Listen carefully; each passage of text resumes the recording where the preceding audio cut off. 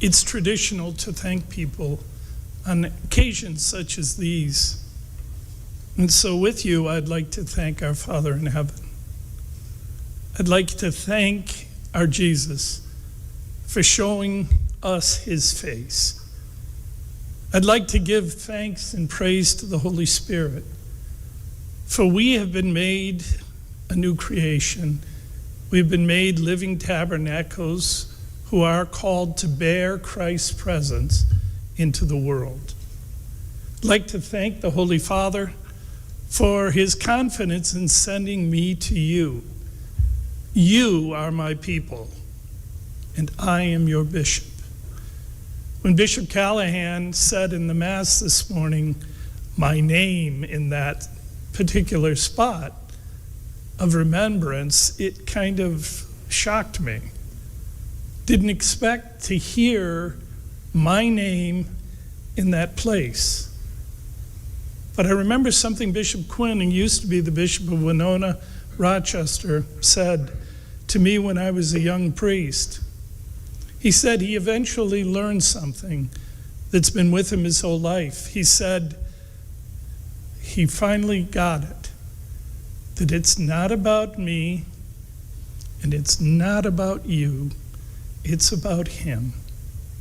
And when we begin to understand that it's about him, then it can be all about us together in him and through him and with him.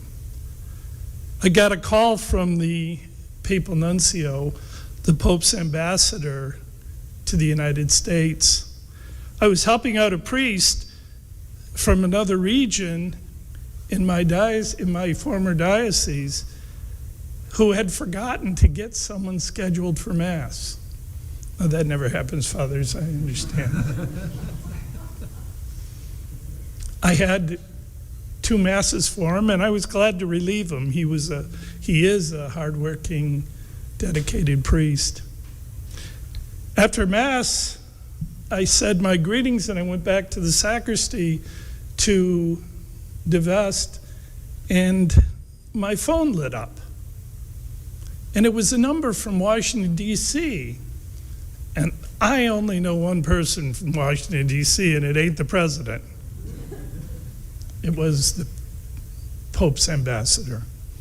And the only thing I said was, oh no. I tried to answer the phone, but the call dropped. He called right back, so I knew it wasn't a misdial. That phone dropped too, and I was glad because I didn't want to celebrate Mass after hearing what the nuncio had to say. I got home and I called him back and I said, I'm sorry. He said, don't be sorry. He said, the Holy Father is sending you to La Crosse. Now, you know as well as I do, we look and see what's open. I didn't know La Crosse was open, but I sure am glad that it was. And so I come to you today. I don't come to you as the best bishop you could receive. If you want the best bishop you can receive, then you're going to have to fast and pray for me, that the Holy Spirit might make me the one that you need, the one that he has in store and planned for you. And so I ask you to pray for me and to form me, to love me and receive me, and to allow me to bring Jesus to you in the way that the Holy Spirit has gifted me these many years of priesthood. I'm delighted to be here in La Crosse this morning with you. I'm grateful to God that I am the 11th Bishop of La Crosse. I'm very cognizant of those who have preceded me, Bishop Callahan and all those before him. I'm cognizant of the fact that these are superior men of faith, dedicated churchmen, men who are in their very heart disciples of Christ. And I thank God for them and ask you with me to continue to pray for them. I'm also aware that God has something new planned for La Crosse. And I mean that not because I'm here and I'm special, but because Jesus is Lord and he is risen, and we, you, me, are his witnesses.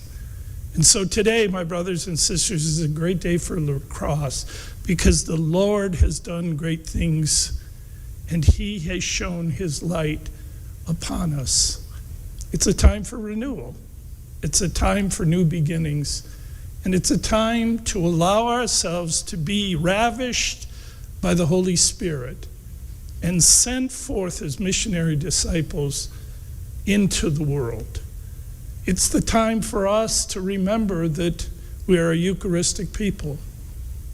We, having received Christ, sharing in his self-donative love, we become living tabernacles who bear his presence into the world. So it is a time of jubilation, a time of renewal, a time of new beginning. And I'm grateful to be able to say to the world that I am your bishop.